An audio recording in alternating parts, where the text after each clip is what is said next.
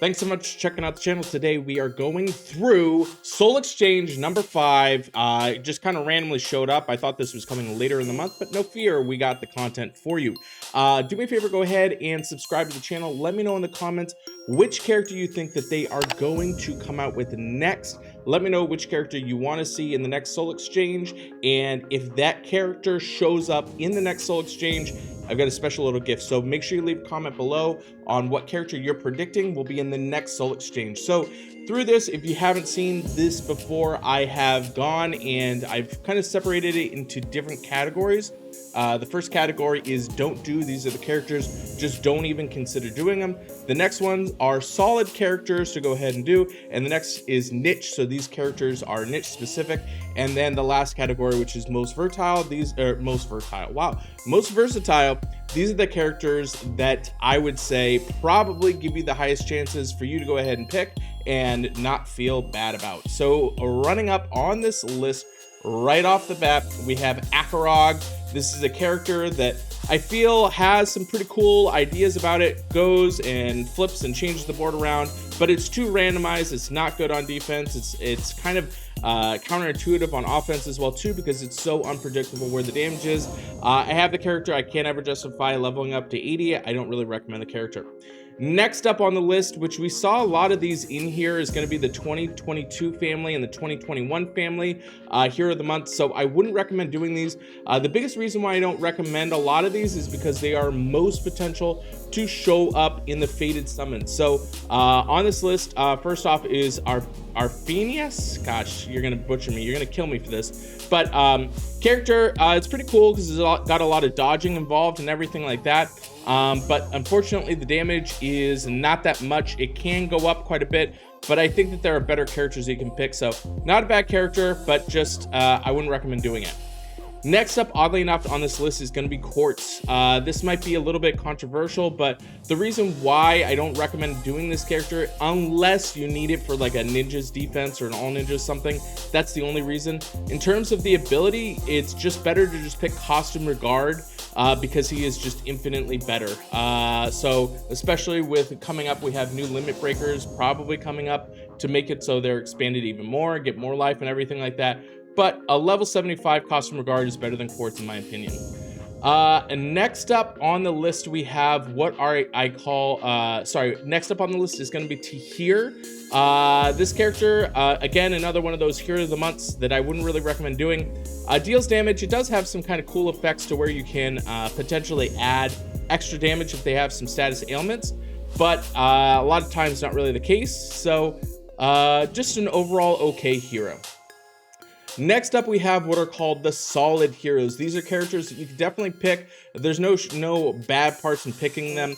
But the only thing is that there might be some that might be a little bit better, but they may be more suited for you. So first up on this list is going to be Alice.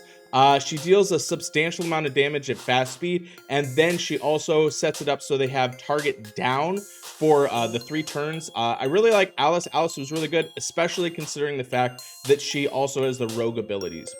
Next up on the list of solid characters is going to be Dark Lord. Dark Lord is a great purple hero. They buffed him, I think, twice, maybe 3 times. And I feel like he's finally at a usable territory. Not really going to be suited for purple defense as far as a tank goes. So I wouldn't really consider that character there, but could be chilling in the wings. Deals a sizable amount of damage, also reducing buffs and also setting up with poison. Yeah, so Dark Lord, pretty solid character overall. I might want to consider actually finishing mine. Next up on the solid list is going to be Kara. This is a character that was oddly enough one of the best characters out of the Heroes of the Month, being that it gives taunt and then also sets it up with that defense, and then also making it so that the that she has like a very strong position and being able to be hard to kill. So I do like Kara quite a bit and could definitely see people picking her potentially. Next up on the list are what I call niche characters. So these are characters, again, these could be really great. They're amazing in certain situations.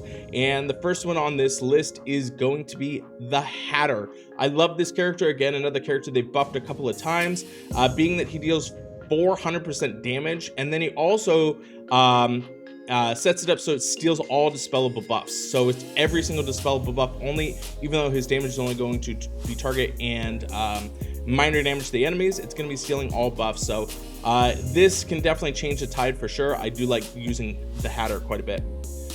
Next up on this niche list is going to be Alexandrine.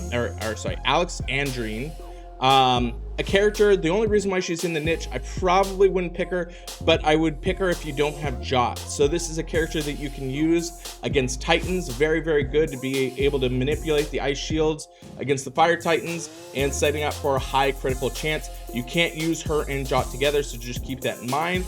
But if you're struggling on the fire Titans, could be a great character for you.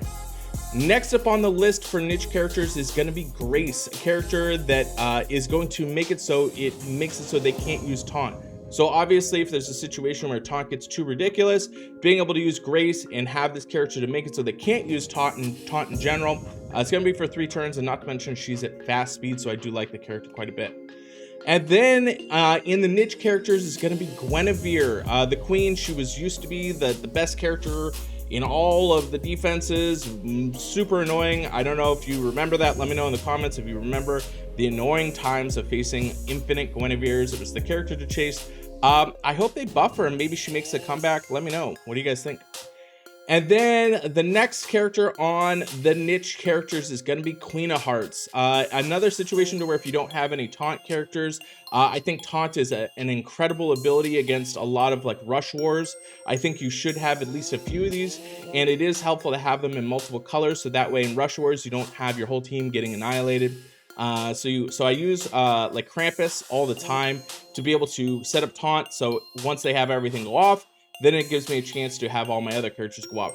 Unfortunately, Queen of Hearts is one of the fragile ones to where it is set up as a minion as the taunt, which could be either beneficial or negative, but still an overall solid character if you need that niche ability.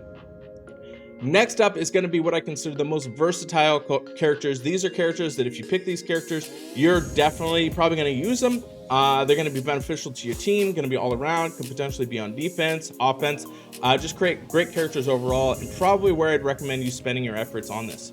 So first one on this list is going to be Luena. This is one of the ones that goes kind of under the radar. I love this character. I have her emblemed up. I use her on pretty much every single war.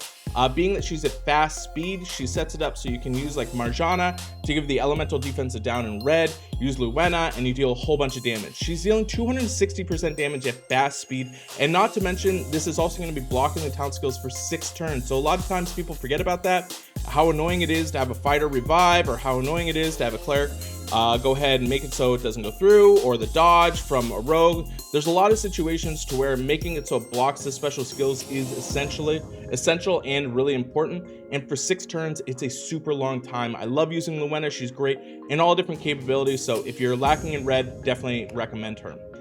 Next up on the list is going to be Arco. This is a character that I think has the highest chance of picking him and him not showing up in like Fated Summons.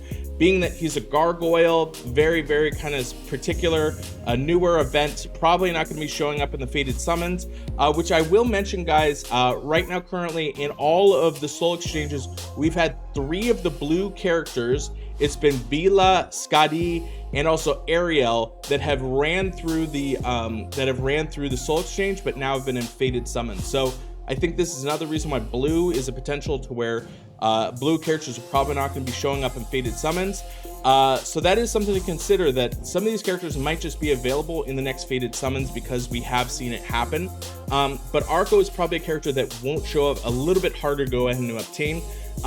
And just want to note that it is when he does get the boosted health of 75, it's for each minion owned by all the allies. So all the allies, you take that, and then everybody's going to be getting it. So if there's a total of six minions, it's 6 times 75 is what all the health is going to be going to all your characters. So it seems a little bit underwhelming when you first read them, especially because we don't have like fiend situations.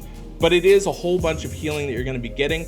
But obviously you got to pair him with other characters that are going to be creating minions. So a pretty solid character. I do like him quite a bit. But my number 1 pick is going to be Melina. If you don't have Melina already, She's an absolutely amazing character, not to mention right now, the game has shifted quite a bit to where blue is the top kind of tank. We're kind of bouncing between blue and red, or sorry, blue and purple. We're gonna see what ends up happening with the Miriam nerf that just happened, but Melina is probably top 4 blue tanks in all of the game. You read her and you're like, oh, okay, her first charge is going to be recovering health, cool. Also cleansing, but the second charge just annihilates everything. So Melina is just always good. It's either option A or option B, and both of them are incredibly good. To be able to do 25% at first charge, especially essentially at around fast speed, and cleaning all the ailments, that's going to be really great. But then, like I said, if she goes off second charge, your whole team's pretty much annihilated. So my pick, the best character that if you had to go ahead and put stuff in it, it's going to be Melina. I'm going to be perfectly honest with you guys. They did a pretty bad job of creating this soul exchange. I think this is probably the worst soul exchange that they had. Some of the other ones just had some really, really awesome picks. For this, I think that it was pretty clear and concise as far as which ones to pick. So let me know in the comments, which one did you pick, and which one do you think is going to be in the next soul exchange? And whoever picks a correct character has the potential to win something. So let me know in the comments. I will see you on the next video. I appreciate all the support.